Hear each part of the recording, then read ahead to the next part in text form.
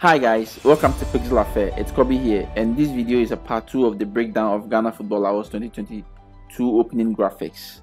And in the part 1, we actually broke down how every single piece of the board was made using basic Cinema 4D splines and extrude to get the and deformers to get the board, and how the character as well was made, and it was all basic Cinema 4D stuff. Also, we spoke about how textures were added to the board and the characters, and also how lighting and everything was rendered. So if you've not watched the part 1, I think you should watch it. And in this part, you're actually going to talk about how it was animated. Basically the balls and everything was added, and it was very simple using dynamics, so I'm not sure it should take long. And after that, how it was rendered and taken it into After Effects. So let's actually go ahead and see how it was done. But before I continue, please kindly subscribe to the channel if you've not, like the video as well, and if you can comment, I'll really appreciate it, and this will actually go a long way to support me and give me the morale to continue doing videos and stuff. Thank you for subscribing in advance. Alright, so now let's get into Cinema 4D and let's talk about how things were animated. So first of all, let's talk about the players, or like the handle itself. So if I come into the scene here, you can see, for instance, I have the handle, like let's say this one 5 in here, and if I come down into the properties or attributes, the only thing that I can actually, if I try to manipulate the position, Y doesn't change, Z doesn't change, all of them has been locked. The only thing that can be moved is the position rotation R and the position X. So those are the only things that can move, and that's because if I come, see the R selected, if I come here, I have added Cinema 4D protection tag, and I have a tutorial on Cinema 4D protection tag, how to actually how it works. So I have added the protection tag, so I've basically logged everything that I'm not sure I'm going to animate, and basically it's the only rotation R, position X and the rotation P are the only things I'm going to use. So basically those are the things I've left, the rest all has been locked. So that's basically the first thing, and it's the same thing has been done for all of them, so that I don't mistakenly move it in a direction or position where I don't want. So that's the first thing I made sure I set up after everything was done. Right after that, it's the basic rotation. So for instance, with this one, you can see it's just rotating, setting keyframe and moving backward. So let me actually select this one rather, and you can see how it's rotated. So it goes back like that and moves on. One thing I also did was that after everything was set up, if I should zero out the whole thing, you can see like it comes to the default. For instance, if I select this one and zero out everything comes to its normal position where it's supposed to be. But after the whole thing was done, that wasn't the basic position. That's because I used the freeze transformation to freeze all the initial positions of the players, so that the position that it is will be the 0 position. Actually, I have a tutorial as well on freeze transformation here on the channel, and you can watch that one and you get what I mean by that. So that if by mistake I move something wrongly, all I have to do is reset transformation and everything will come back to its default, the way I want it to be. Right, so I made sure I froze transformation for all of them. And now before I started animating, right, so I added just a normal rotation to the object. Now the ball itself, the ball was actually animated using dynamics and a blend of animation. Right, so for instance, let me actually take this particular players, and if I come down here, and you can see the player 5, there is this cube I've actually added. If I enable the cube, you can see, if I come here, you can see there's this cube which I've added, right? And I added collision tag, dynamic collision, that's in collision tag. If I right click and come to simulate, and see you have collision body, which I've added to this cube, which I made into the shape of the leg where it used to hit the ball. So what I can do is, let me actually copy one of the player setup into a different scene. So I'll actually select this, the 5-1, edit, copy, and come to file, new project, and you open a new scene. I'll say edit, paste, and now I've actually brought it here. So we have everything like it was in the old one. So if I hit play, you can see it goes and plays, right? So what I've actually done is that instead of adding dynamics to the whole clone itself, I've created just this cube, which I've added the collider body to it. And now for the ball to be hit, let me actually create something like a floor. So I'll create a plane. I'll make it a little bit bigger, so that is, let's say that's the floor, or the pitch. Then I'll create a sphere, which is the ball. Maybe I'll make it smaller. Yeah, drop it on the floor like that. So this is my ball, and all I'll do is I'll right click, simulation, I'll add rigid body, and right click, simulation. For the floor, I'll add collider body. So now if I hit play, see the ball is not moving, but then it's not being touched by the player. So let me actually move the ball into a position where it can get close to the player, so that it hits, right? I think somewhere here will be fine, right? Yeah, and let's hit play. See if I go, see. So that's basically how I animated all of the objects, but then I don't need to see this cube, so all I have to do is hide it. So it's there, but then you're not seeing it. So boom, then it hits it. But now there were some few instances where like I needed to animate the ball. So for instance, excuse me. So for instance, like let me go back again to where, let's see where this ball is. I like it where it is right now. So let me, where is the ball? The sphere, right?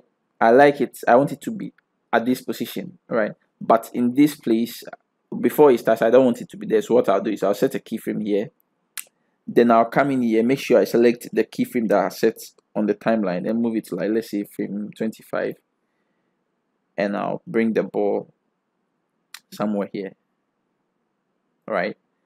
And I'll set a keyframe again. So if I hit play, you see it's not following the keyframe to where I want it to be at frame 25, right? So what I did was I added in this, when I select the dynamic tab and I come to force, you can see follow position. You can force it to follow the position. So if I increase the follow position to, like, say 1 or 2, I'll hit play. You can see now it's following it. But right, it didn't get there in time. So maybe I can adjust the keyframe to, like, say 20 and hit play. So you see it gets there and then the player hits it. But when the player hits it, it's still following the position, so it's not going. So what I can do is that right when the player hits it, I'll set a keyframe. So in here, I'll set follow position. I'll set a keyframe here, and then when it gets to where the player hits it, I'll set it to, like, say 0, right? And then if I hit play, so that's basically how I animated the ball. I didn't do anything complicated. It was pure dynamics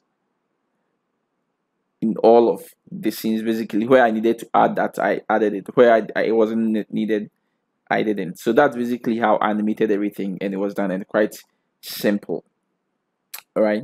So then after that, let me go back into the scene. After that, all I have to do is to, render it, and I use Redshift, which I've spoke about initially, and then nothing serious. All I have to do is to, in the sample, I make sure I override so with the reflection. I think the last what I used was 256, and in the light 256, because I don't have the best of machine and I have a very limited time at the time, so I did something that I felt was good at the time, and went ahead to render it and sent it into After Effects to continue. So let's actually go into After Effects and see how the comp tool was set up, and it was something simple, nothing complicated.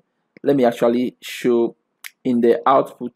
I also added save the added included 3D camera data. So every 3D thing that we did here, the camera data and everything, if we had added external compositing tag, everything would have shown in After Effects, so that we can, you know, apply anything we apply in 3D, the camera will recognize it, right? And I added object buffers as well. So let's go into After Effects and see how that too was done.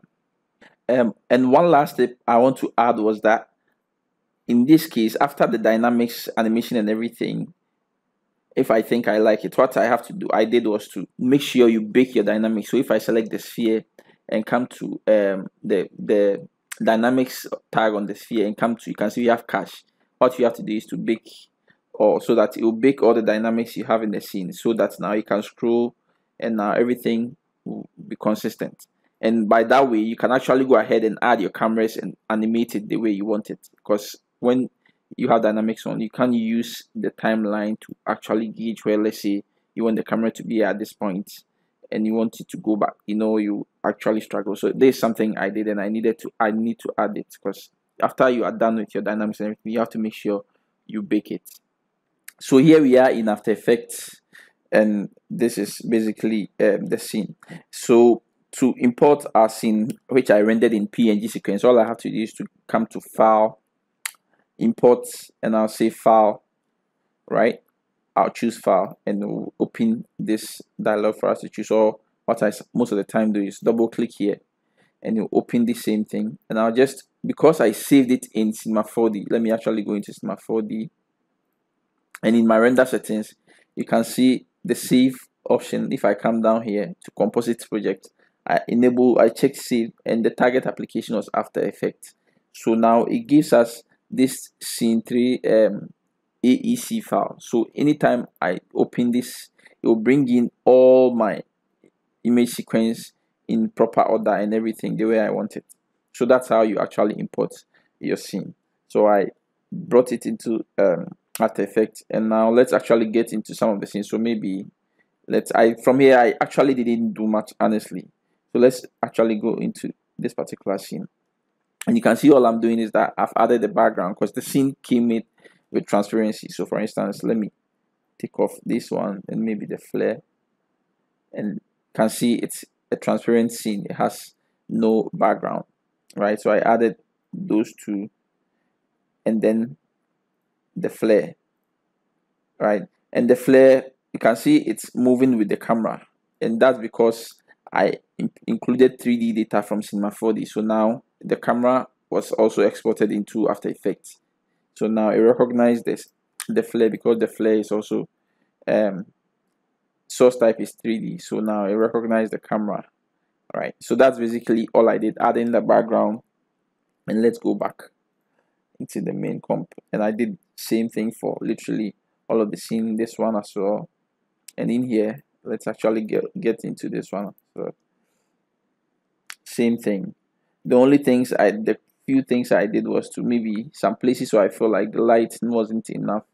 So for instance, in here, I added on the scene. So if I solo this particular scene, you can see it's the same scene which I've added on it, but I'm masking it with the depth of field. So for instance, if I enable this, you can see the depth of field. It's not showing. Let me solo that one as well. You can see the depth of field here, and I've used it to mask. I've used it inverted, to mask this particular scene, right? If I actually take off and make it no track, you can see it's the same scene, right? But what I've done is I've added it on top of the original scene, and I've used the depth of field to mask it, right? Let me unsolo it, to mask it. So it's only the black parts that will be showing. All the white parts wouldn't show, because I've done Luma inverted, right? So anything within the black part will show, and everything within the white part wouldn't show.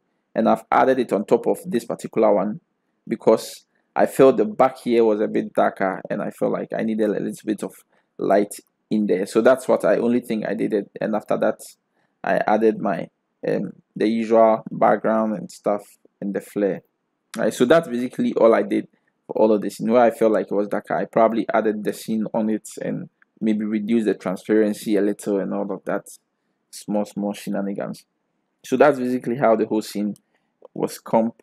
And in the general scene, I added I think this curves adjustment, which I think later I took it off, I think, because it was a bit, so I left everything literally by default, because the truth is I had a very little time. I literally finished the whole thing on the same day that the show was happening, so I needed everything to be done as quick as possible, so I didn't have enough time to do all of that. Yeah, so that's basically how the whole scene was created and brought into After Effects. After that, I added my sound to it, so you can see the sound where the ball is rolling, when the coin is being slotted, rolling in here. You can see the sound of the rolling balls. All of them, I added it in here, and that's basically how I eventually got this whole scene done.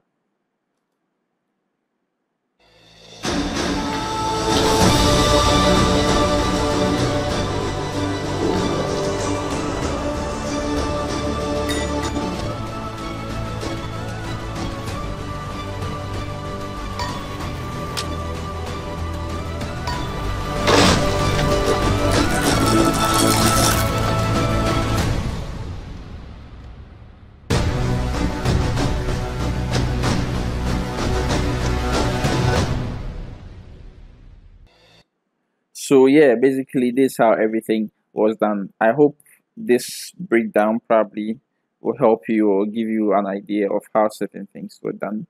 And if there's any question about something that you probably didn't understand or you want me to explain further, you can also go ahead and ask me as well, and I'll gladly will be happy to answer if I have a solution to it. Thank you for watching, and I hope you enjoyed it. Kindly subscribe, and I'll see you in the next one.